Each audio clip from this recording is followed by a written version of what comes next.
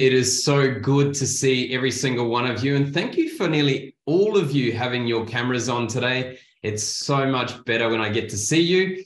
And I know we've got an exciting 30 minutes ahead.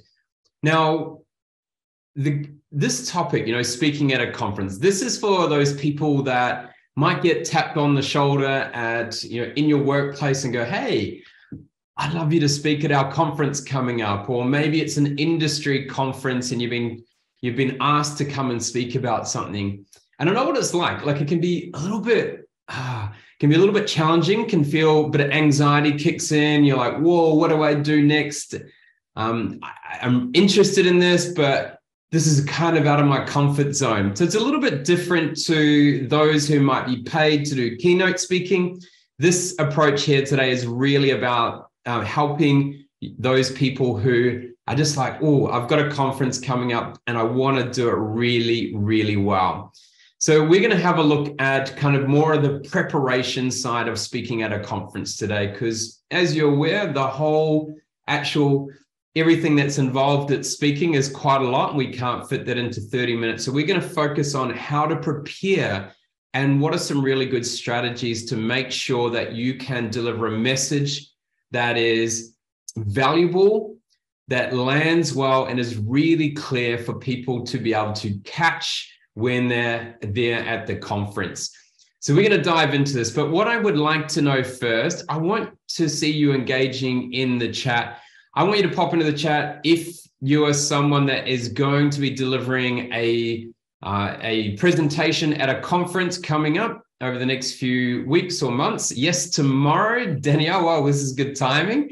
Nothing like the last minute to get prepared. I'm sure you're already doing quite a bit. Molly has, yes, in December. Nicole, December 6th. Beautiful and good to see you there, Nicole, as well. So that's great. We've got a few people coming up. Alan next year. Awesome. Congratulations. Really, really excited for you all, which is good timing. All right, so let's dive in. Let's have a look here first at when it comes to the strategy behind things. And we're going to go through three parts, actually. So we're going to go through strategy, clarity, and then how do you structure a presentation? And if you're behaving, then I may throw in a bonus fourth thing to share with you at the end, only if you're being good to me today. So, all right, let's look at the strategy part here first. And so super important when it comes to strategy. So creating a strategy. First part here we need to look at is the who and why. Who are the people that are going to be attending the conference, and really know your audience? Who are they and why are they going to be there at the actual conference? Being able to understand your audience really helps you be able to plan and prepare the content so it's specific for them, and so they achieve an outcome and take away value that's relevant for them. So relevancy is the really important part here. Second part of creating a strategy is, what is the objective? And I'm going to go deeper into objective, because it's not just one objective here that we need to understand. There's a couple of different components we need to understand before we even start building out our presentation. And the third part here is most important, and I know as a CEO, is action needed. What is the action you want the people who are coming to your presentation to do afterwards? And I'll go deeper on that as well. So I'm just going to stop sharing now, and I'm going to have a bit of fun here. All right, so we've got a couple of people here that are doing an upcoming conference. So we've got a few in there. So maybe Danielle, can you share with me? I'd like to know if you can unmute yourself, and I caught you by surprise there. Who is your audience and why are they attending your conference? Hi, Craig. Can you hear me okay? Yes. Great. Okay. So my audience are martial arts school owners who are the biggest school owners in the Asia Pacific region. And the reason that they are attending the conference is so that they can brainstorm a challenge that they've got in their business with the other people in the industry, and also share a success in within their own organization that they've had. So I've designed it as a mastermind event where people can come together and bring one specific solution that they've got and one specific challenge they've got, so that they can do a lot of networking.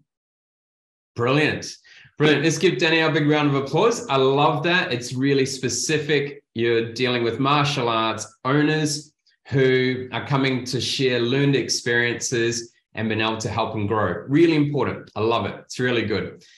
Let's now have a look, and thank you, Danielle. Let's now have a look at, in regards to the objective part, what we need to actually understand. So the first one, we need to understand what is the objective of the actual conference event.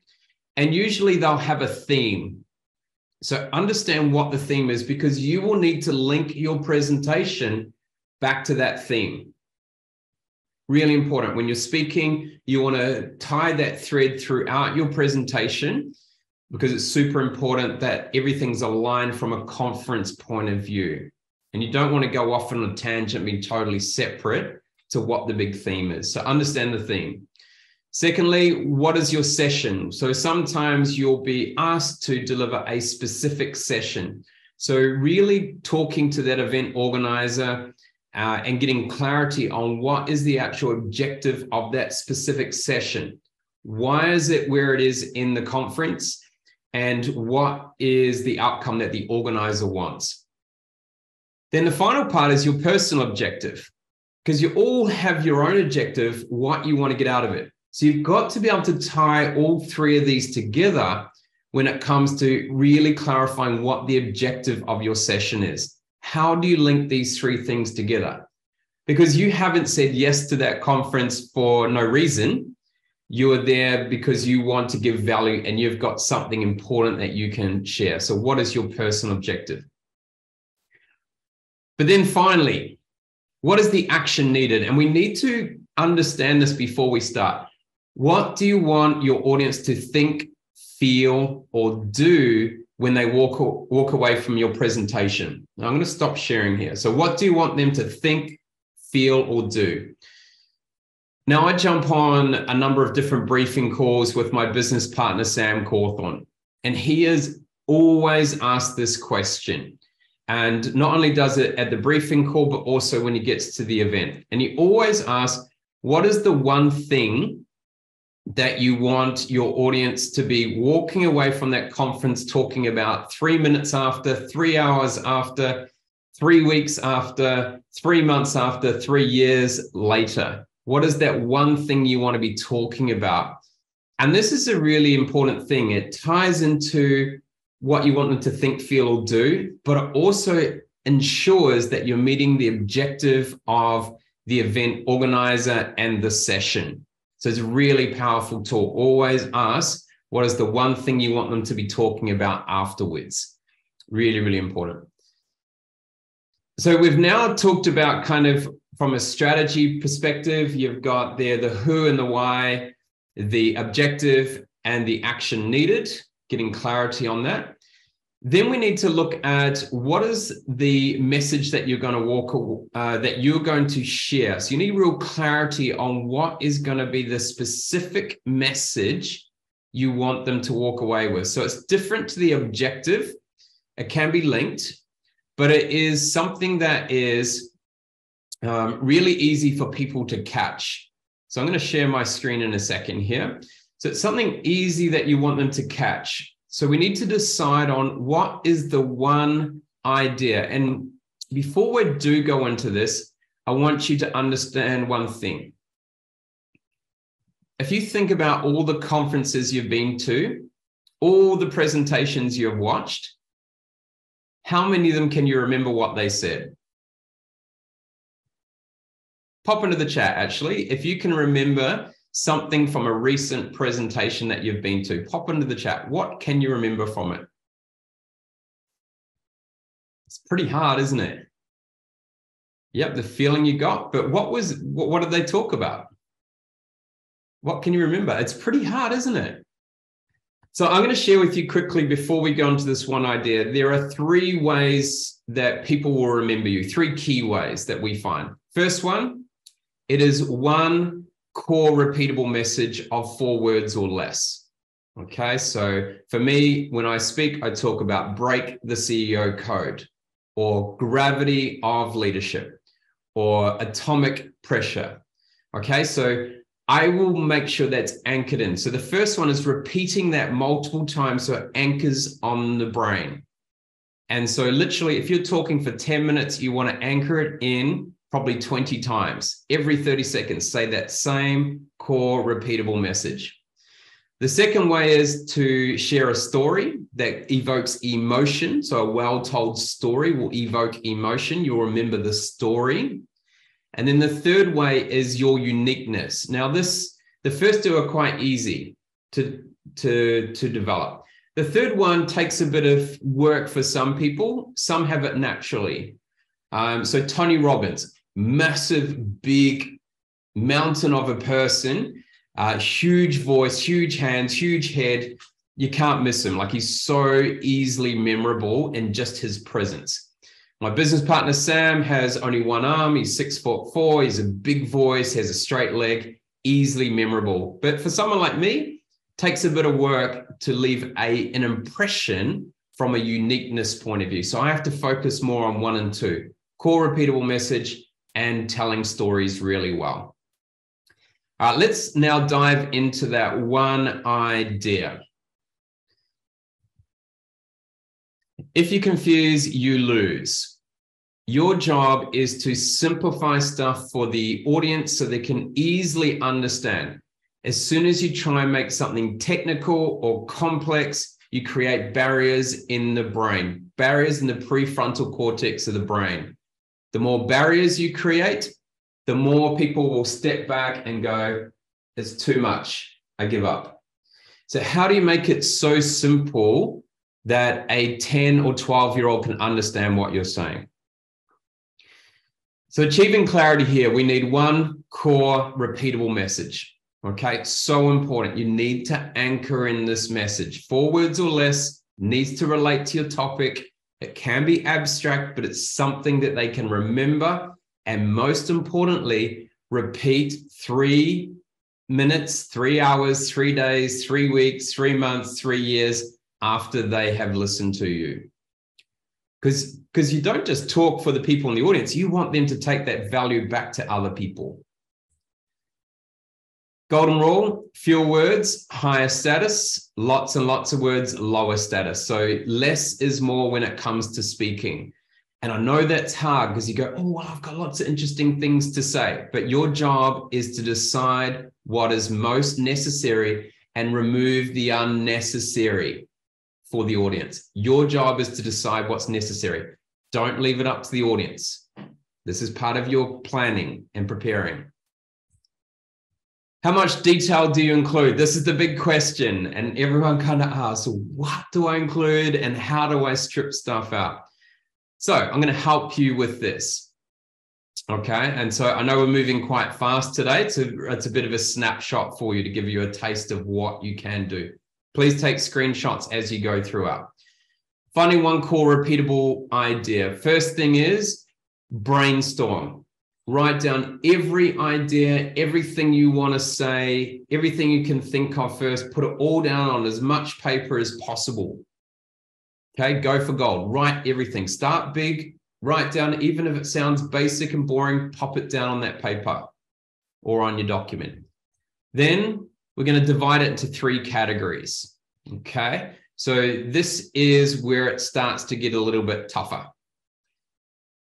3 buckets. First one, decide through your list of brainstorm what is must know, what is should know, and what is interesting. Which one do you think could get you in trouble when it comes to speaking? The third one, interesting. So we have to be quite careful around how we use this. It can be your enemy because either you'll just talk and ramble and go on forever because you love it, you're passionate about it, or it takes you over time, and it's a golden rule. You must stick to time. So we need to separate into those 3 buckets. Once we've done that, then I want you to focus more on the must knows. If you get a bit more time, you can add should knows, And interesting, you need to use at the appropriate moments where you feel it's relevant. So maybe the opening, the start of your presentation. Once you've done that, then we're going to cut the list in half. So of the must knows, you're going to start culling. This is where you start putting a black line through your list and you cut. So if you hesitate, cut it. If you hesitate, cut it. That's the key to this section. Then cut the list in half again. All right, so you want to come down to kind of 3 to 5 key things that you want to deliver in that presentation. And then if there's the right moment, you can add some should knows or some good to knows. And then finally, at the appropriate moments, you can use something interesting, but be very careful. You don't go down the rabbit hole. All right, so that is, we've now done, I'm just going to take you off screen. We have now done our strategy. We've now looked at clarity, okay, which is that whole space of being able to get down to one core repeatable message, and also what detail you're going to put into your presentation. Now we need to look at how we structure it. So how we structure the presentation. Do we have any questions so far? I know I'm moving quick. If you have, pop them in the chat. Or you can quickly open, I can take one question open mic if someone has a question. All right, cool. We'll keep going on. If I see it in the chat, I'll come back to it. So now we need to look at what structure we use. And some of you have seen this before, but I'm going to show something a little bit different to this when it comes to from a conference speaking perspective. All right, so let's have a look here at structuring your presentation. Firstly, we're going to play a game. All right, everyone up for a game? Hands up if you love playing a game and good for a game. Okay, it means you're going to need to use the chat. You've got to think quickly here. All right, so what I want you to do is in your default, how do you think? Do you think big picture or detail? Do you look at the biggest scheme of things, or are you more into the detail? Pop it in the chat. Big picture or detail? Big picture. We've got a lot of big pictures here. Who defaults into the detail? I know I do. I'm really conscious of the steps, the process. Wow, we've got lots of big picture here. Okay, details are coming through. Great. Keep popping them in the chat. Now I want you to pop in there. Are you analytical or more visual? Are you more into the numbers, the information, or more, what does the picture look like? What is your default, analytical or visual? Pop it in the chat. We've got a lot of visuals, a lot of big pictures today. Some analyticals coming in. Excellent. Now what I want you to do is choose a quadrant. Are you an analytical big picture, which should be a number 1? Are you more big picture visual, number 2? Are you visual detail, number 3? Or more analytical detail, number 4? Pop those numbers in the chat for me. Okay, we got 2, 4, 3, 1, 2, 3, 1 and 2. Default. We're gonna fall into these spaces, all 4 at different times. So what's your default? 2s, 3s. As you can see, there's quite a spread. Now, this is important to understand. When you go to present, you will fall into your default naturally. Therefore, we need to create a structure and present our information to cater for big picture and detail, analytical and visual. So it's your lucky day. I'm going to share with you now a structure that allows you to include all 4 of those aspects, okay? Because we don't want to fall into our default. Remember, it's not about you, it's about the audience here when you go to speak. So here we look at the authority communication framework. So some of you may have seen this on the call, right? So first we need to have a problem. Before you can share your idea, what is the problem that you're solving for them? So when you're presenting an idea or presenting something at a conference, what problem are you actually solving? Because once there's a problem and the audience knows it, then it's relevant to them. Then they'll lean in and listen. Then you reveal your solution. So you don't want to reveal your solution first. You need to build a case before you reveal your solution.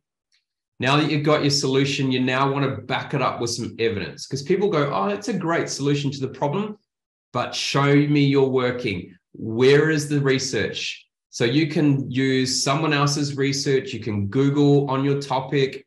It could be a case study. It could be something you've done, some numbers, statistics you have from your work, etc.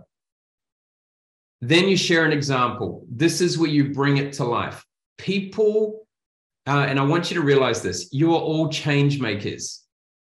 You're all futurists because you're helping people see a better future. You're helping them change. And to see that, they need to visualize it. And that's where example comes into play. That's a story. That's a visual, creating a picture in the mind of the audience. Then we finish with detail. Have a look at this. Problem and solution caters to the big picture. It's context, big picture. Evidence caters to the analytical. Example caters to the visual, where you paint a picture in someone's mind. And finally, you've got detail. How cool is that? All right, so in here, if we want to know how long do we spend in these sections, let's have a look at that. Or actually, we also want to add a smart start at the beginning. Your first impression is important. So maybe you share a key statistic, a powerful quote. It might be something that is connected to something else in the conference. It could be a joke, but be very careful. You need to land it well. But you literally want to connect people, make them curious, make them smile, make them be interested in you. And then you want to finish with an impactful ending. So the closing and the opening and closing is super important, but then in between, you go through the ACF. So from a percentage point of view, actually, let's have a look at some sentence starters here. So these here might help you, and please take a screenshot afterwards. But these are ways that you can set up this section. So problem, have you ever felt? Because you want them to evoke an emotion around their problem. Idea, I have found that. Research shows us that. The example, imagine if, what if we could do this? Imagine if you walked into a supermarket and there was no person at the counter, and all you did was had to run your barcode across an infrared scanner, and it would load in your shopping. Then at the end, you push close and you're able to tap with your own card on to pay it, and you can walk out without speaking to a single person in that shop. How cool would that be? Your own little world, fast, getting your shopping, check out by yourself. All right, so a little bit of an imagine if you could do something. Then today I want you to show you how to. So that is your detail, that is kind of breaking it down around 3 key components or 3 benefits of your idea that you're presenting in that conference section. It could be the 5 steps, and you then use that time to develop those out. How long do you spend in each one? There we go. You may want to take a screenshot or a photo. There's the percentages for those that love numbers and a bit more analytical like myself and love a structure. That there will help you how much you spend in each one. All right. What were the percentages? There we go. You've got them now, Danielle. So put them up there for you. All right. Let's move on to the next final part here. This is a bonus one. You need to set your intention. I'm going to stop sharing now. Oh, actually, no, I'm going to share one more thing. We need to avoid looking good. Avoid looking bad or looking good. And we need to focus on making a difference. So let me explain this. If you focus internally on yourself, how am I looking? What words am I going to say? Is this going to land? Do they really care? You're going to be stuck in your head, and it's going to be hard for the audience to connect. If you can shift your intention to what is holding each person back in this audience and how can I help, your lens now shifts onto the audience. You're now thinking about the audience. Golden rule, it's not about you when it comes to speaking at a conference. It is all about the audience. How can you help them? And when you look them in the eyes, you scan across the room and you are presenting, You look into their soul and go, how can I help you? And you'll find it quite easy to speak. Okay, so we've given you some strategies there today. I know it was pretty fast. Some strategies around, 1, how do we prepare from creating a strategy? 2, get clarity. 3, then structure using the ACE, the authority communication framework. And the bonus 4th one there was set your intention on helping the audience. It's been a real pleasure helping you today. Look at that, 30 minutes is pretty much gone already, and I hope you got some great takeaways there. For those who have got conferences coming up, all the best. Let us know how they go. If you need some help, reach out as well.